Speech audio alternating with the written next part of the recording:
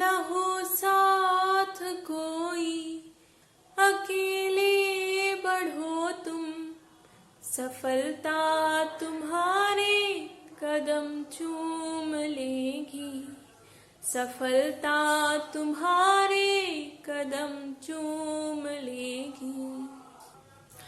जय हिंद बच्चों, आप सभी का हमारे YouTube चैनल में एक बार फिर से बहुत बहुत स्वागत है। आज हम करने वाले हैं क्लास 10th एक्सरसाइज 4.3 का question number first. Question number first में दिया गया है कि यदि निम्नलिखित द्विघात समीकरणों के मूल का अस्तित्व हो तो इन्हें पूर्ण वर्ग बनाने वाली विधि द्वारा ज्ञात कीजिए। तो यहाँ पर विधि महत्वपूर्ण है, हमें इन समीकरणों के मूल ज्ञात करने हैं, जो हमें किस विधि का प्रयोग करना है, पूर्ण वर्ग विधि द्वारा हल करना है। तो चलिए स्टार्ट करते हैं। यहाँ पर देखिए हमें समीकरण दिया गया है 2x का वर्ग ऋण 7x धन 3 बराबर 0। अब देखिए यहाँ पर जो पूर्ण वर्ग बनाने की विधि है उसमें हम एक सर्वसमीका बनाते हैं, या कहा जाए कि उसको पूर्ण वर्ग बनाते हैं। तो इसके लिए सबसे पहला स्टेप होता है कि x वर्ग का जो गुणांक है, यहाँ पर x वर्ग का गुणांक क्या है, 2 है। तो इस 2 का हम पूरे समीकरण में भाग दे देंगे, या ये कहेंगे कि दोनों पक्षों से हम कॉमन लेके उनको हटा देते हैं, या दोनों पक्षों में हम भाग दे रहे हैं, कुछ भी कह सकते हैं। सीधा सीधा कि ये जो x वर्ग का गुणांक है इसको हमें गेट आउट करना है। ओके, तो यहाँ पर हम लिखेंगे समीकरण में 2 का भाग। देखिए जब भी समीकरण में आप किसी भी चीज का गुणा करते हैं या भाग करते हैं तो वो दोनों तरफ होता है, तो वो चीज हट जाती है। तो यहाँ पर जब हम 2 का भाग देंगे तो ये हो जाएगा x का वर्ग ऋण 7/2x धन 3/2 बराबर 0। अब देखिए यहाँ पर हमने 2x का वर्ग में हमने 2 का भाग दिया, तो जो भाग दिया वो बटे वाला 2 और ये 2 ये क्या हो गए, आपस में कट गए, इसलिए मैंने ये वाला नहीं लिखा। इसके बाद 7x में भाग दिया तो 7/2 हो गया, 3 में भाग दिया तो 3/2 हो गया, और 0 में हमने 2 का भाग दिया तो वो क्या होगा, 0 हो गया। ठीक है, ये बात ध्यान रखना, समीकरण के दोनों पक्षों में भाग दिया जाता है। चूंकि समीकरण के बराबर में क्या है, 0 है, इसलिए यहाँ पर हमने कोई चीज नहीं लिखी, भाग दिया तो वो 0 ही हो गया। अब देखिए अगला पद क्या होता है कि ये हमें दिख रहा है कि x का वर्ग मिल गया। अब हमें चाहिए है, इसको हम सर्वसमीका लिख सकते हैं। मान लीजिए a का वर्ग ऋण b का वर्ग बराबर कौन सी सर्वसमीका होती है, a का वर्ग धन b का वर्ग ऋण 2ab। ये सर्वसमीका आपने सुनी होगी, पढ़ी होगी, देखी होगी। तो हमें ये सर्वसमीका बनानी है यहाँ पर। ठीक है, आपको लिखना नहीं है, मैंने आपको समझाने के लिए लिख दिया। तो देखिए यहाँ पर a का वर्ग है हमारे पास ऋण 2ab, ये देखिए ये बना है ऋण का 2ab, ये भी हमारे पास है। ठीक है, 7/2x। अब हमें चाहिए है b का वर्ग, वो हमारे पास नहीं है। तो जो चीज हमारे पास नहीं है उसको हम इस समीकरण में जोड़ भी देंगे और घटा भी देंगे। यानी कि जैसे मैंने आपको 100 रुपए दिए तो आपको 100 रुपए दिए और आपसे 100 रुपए ले लिए, तो क्या फर्क पड़ा, कुछ नहीं, आपके पास कुछ भी नहीं आया, क्योंकि मैंने आपसे दिए भी और 100 रुपए ले भी लिए, तो आपके पास जो 0 था वो 0 ही रहा। तो वही चीज यहाँ भी होगी कि जो हम इसमें जोड़ रहे हैं वही हम इसमें घटा भी देंगे, तो क्या मिलेगा, 0 रहेगा। ठीक है, अब देखिए ऋण 2ab, तो ऋण भी है, a भी है, और b क्या होगा, ये 2 नहीं है, तो यहाँ पर कुछ 2 मान लीजिए 2 हुआ।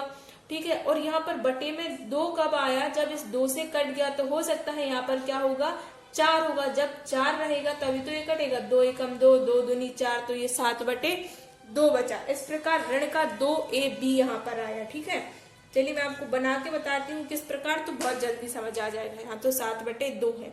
अब देखिए x का वर्ग ऋण 7/2x। अब हम इसमें क्या जोड़ रहे हैं, 7/4 इसमें हम जोड़ रहे हैं, और 7/4 हम इसमें घटा रहे हैं। 7/4 इसमें हम घटाएंगे।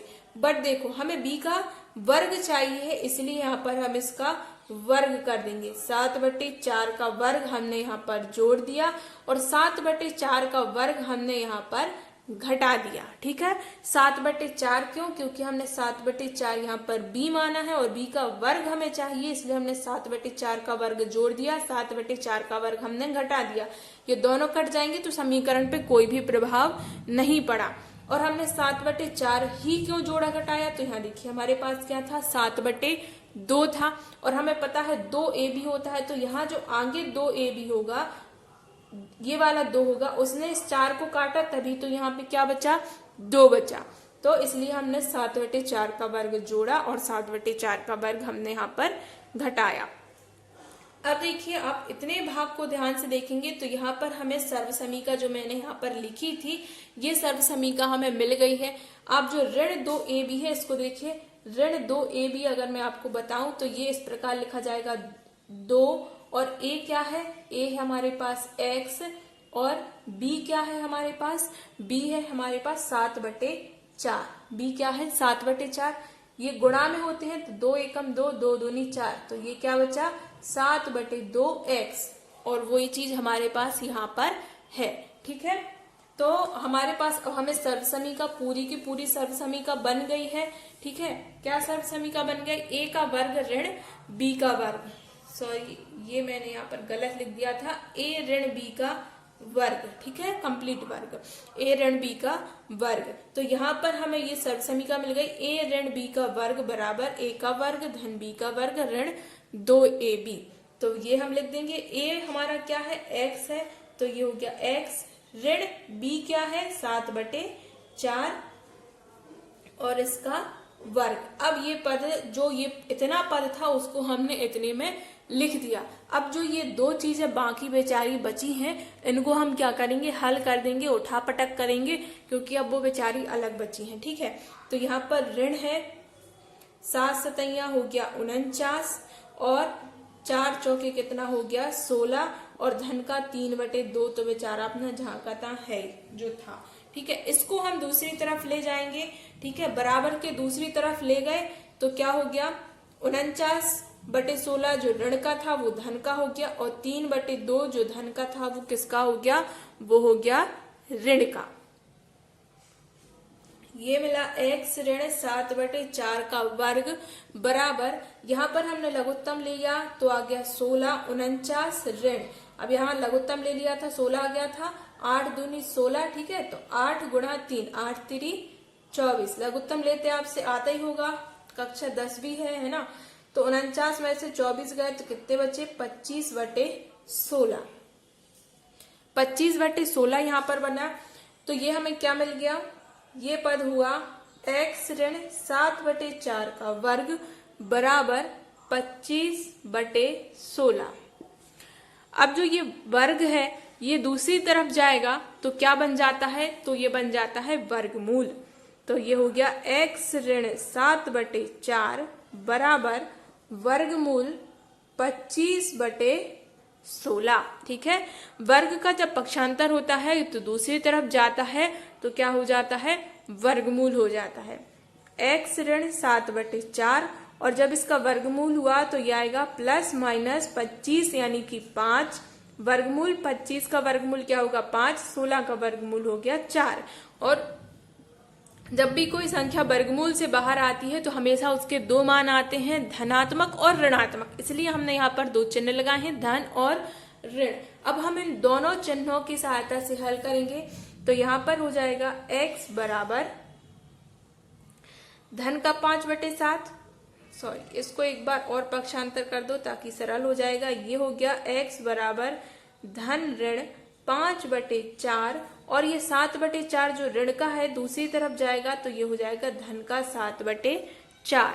अब हम दोनों चिन्हों को लेकर हल करते हैं। तो ये हो जाएगा x बराबर, पहले हमने धन का 5/4 लिया, धन का 5/4 धन 7/4 और फिर एक बार हम क्या लेंगे ऋण का 5/4, ऋण 5/4 और धन का 7/4 तो है ही है।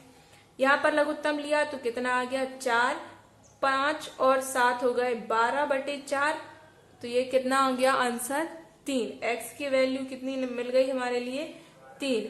यहाँ पर सॉल्व करेंगे तो ये ऋण का 5 और धन का 7/4, तो ये कितना हो गया 7 में से 5 गए तो ये हो गया 2/4, तो ये वैल्यू हमें कितनी मिली 1/2, 1/2 जो किसके बराबर है x के बराबर। तो यहाँ पर x के हमें दो मान मिल गए हैं, पहला मान है x बराबर 3 और दूसरा मान क्या है x बराबर 1/2। तो ये दोनों संख्याएं क्या मिल गई हैं, x के मूल मिल गए हैं, यानी कि दिए गए समीकरण के मूल जो हमें ज्ञात करने थे वो हमें मिल गए हैं। पहला मूल 3 है और दूसरा मूल है 1/2। इस क्वेश्चन में अगर आपके लिए कोई चीज समझ नहीं आई है तो आप हमें कमेंट करके पूछ सकते हैं, संभव हुआ तो मैं उसका आंसर देने की आपको पूरी कोशिश करूंगी। साथ ही वीडियो अच्छा लगा हो तो इस वीडियो को लाइक कीजिए, इसे अपने दोस्तों के साथ शेयर कीजिए, ताकि जो स्टूडेंट किसी कारणवश कोचिंग नहीं पढ़ पाते हैं वो इस वीडियो की सहायता से और मैं जो फ्री कोर्स चला रही हूँ क्लास 10th मैथ के लिए वो उन तक पहुंच सके और वो घर बैठे अपनी क्लास 10th की मैथ तैयारी अच्छे से कर सके।